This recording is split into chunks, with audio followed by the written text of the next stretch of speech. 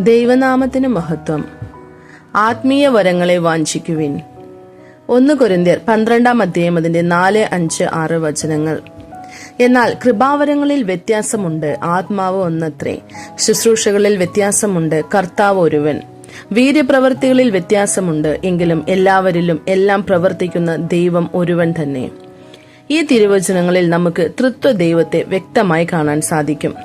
ഒന്നാമതായി, വരങ്ങളിൽ വ്യത്യാസങ്ങളുണ്ട്, എന്നാൽ ആത്മാവ് ഒന്നത്രേ എന്ന് എഴുതപ്പെട്ടിട്ടുണ്ട്.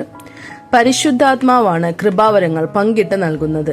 രണ്ടാമതായി, ശുശ്രൂഷകളിൽ വ്യത്യാസങ്ങളുണ്ട്, എന്നാൽ കർത്താവ് ഒരുവൻ എന്ന് എഴുതപ്പെട്ടിട്ടുണ്ട്. തൃത്വത്തിലെ രണ്ടാമത്തെ ആളായ കർത്താവായ യേശു ക്രിസ്തുവാണ് സഭയിലെ ശുശ്രൂഷകളെ നിയന്ത്രിക്കുകയും നടത്തുകയും ചെയ്യുന്നത്.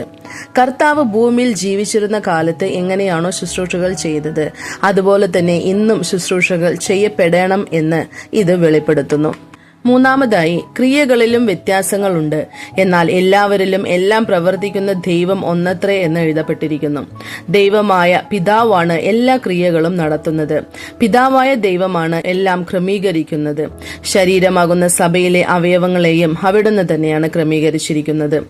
1 കൊരിന്ത്യർ 12 അതിന്റെ 18 ദൈവമോ തന്റെ ഇഷ്ടപ്രകാരം അവയവങ്ങളെ ശരീരത്തിൽ വെവ്വേറായി വെച്ചിരിക്കുന്നു എന്ന് എഴുതപ്പെട്ടിരിക്കുന്നു. 8 ശുശ്രൂഷകളെയും ദൈവം നിയമിക്കുന്നു. 1 കൊരിന്ത്യർ 12 അതിന്റെ 28 ദൈവം സഭയിൽ ഒന്നാമത് അപ്പോസ്തലന്മാർ, രണ്ടാമത് പ്രവാചകന്മാർ, മൂന്നാമത് ഉപദേഷ്ടാക്കന്മാർ, ഇങ്ങനെ ഓരോരുത്തരെ നിയമിക്കുകയും പിന്നെ വീര്യപ്രവർത്തികൾ, രോഗശാന്തികളുടെ വരം, സഹായം ചെയ്യുവാനുള്ള വരം, പരിപാലന വരം, വിവിധ ഭാഷാവരം എന്നിവ നൽകുകയും ചെയ്തു എന്ന് എഴുതപ്പെട്ടിരിക്കുന്നു. ക്രിസ്തുവിനെ ദൈവം തലയായി നിയമിച്ചിരിക്കുന്നതിനാൽ അവൻ തലയായിരുന്ന് ശരീരത്തെ പൂർണ്ണമായി ഭരിക്കുകയും ചെയ്യുന്നു. എഫേസ്യർ 5 അതിന്റെ 23 ക്രിസ്തു സഭയ്ക്ക് തലയായിരിക്കുന്നത് പോലെ എന്ന് എഴുതപ്പെട്ടിരിക്കുന്നു. കൊലോസ്യർ 1 അതിന്റെ 18 അവൻ സഭ എന്ന ശരീരത്തിന്റെ തലയാകുന്നു എന്ന് എഴുതപ്പെട്ടിരിക്കുന്നു. അതിനാൽ ക്രിസ്തു തലയായിരുന്നു കൊണ്ട് ശരീരമായ സഭയെ ഭരിക്കുന്നു.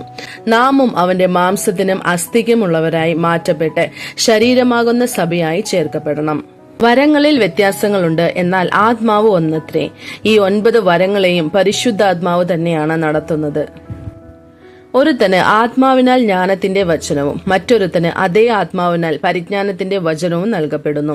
വേറൊരുത്തന് അതേ ആത്മാവിനാൽ വിശ്വാസം, മറ്റൊരുവന് അതേ ആത്മാവിനാൽ രോഗശാന്തികളുടെ വരം, മറ്റൊരുവന് വീര്യപ്രവർത്തികൾ, മറ്റൊരുവന് പ്രവചനം, മറ്റൊരുവന് ആത്മാക്കളുടെ വിവേചനം, വേറൊരുവന് പലവിധ ഭാഷകൾ, മറ്റൊരുവന് ഭാഷകളുടെ വ്യാഖ്യാനം.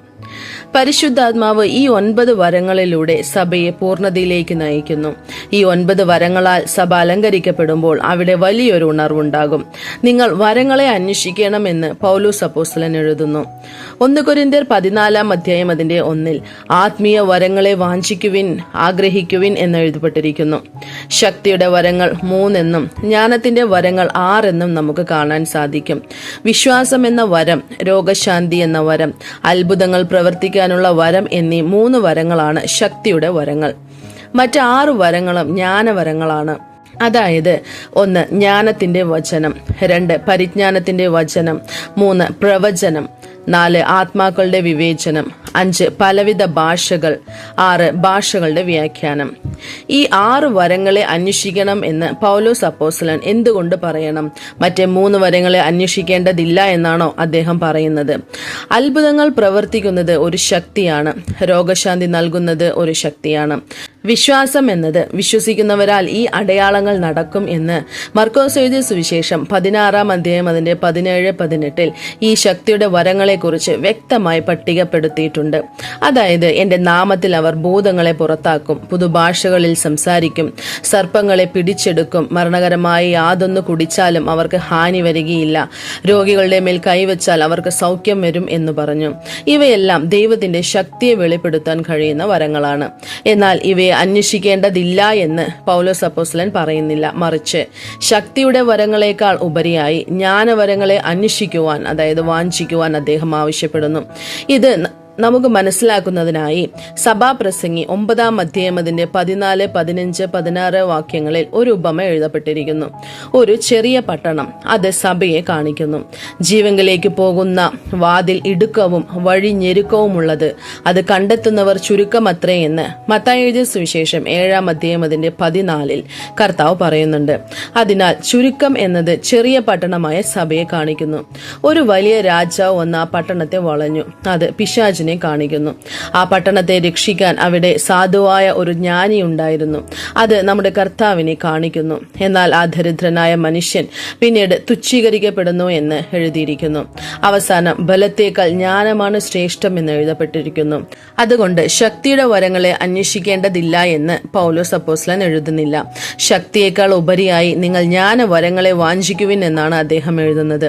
അതിനാൽ പരിശുദ്ധാത്മാവ് നൽകുന്ന 9 വരങ്ങളിൽ ജ്ഞാനവരങ്ങൾക്കായി നമുക്ക് ആത്മാർത്ഥമായി ആഗ്രഹിക്കാം. അത് ജ്ഞാനത്തിന്റെ വചനവും പരിജ്ഞാനത്തിന്റെ വചനവുമായിരിക്കുന്നു. നമുക്കതിനായി വാഞ്ചിക്കാം. കർത്താവ് നിങ്ങളെ അനുഗ്രഹിക്കുമാറാകട്ടെ. ആമേൻ.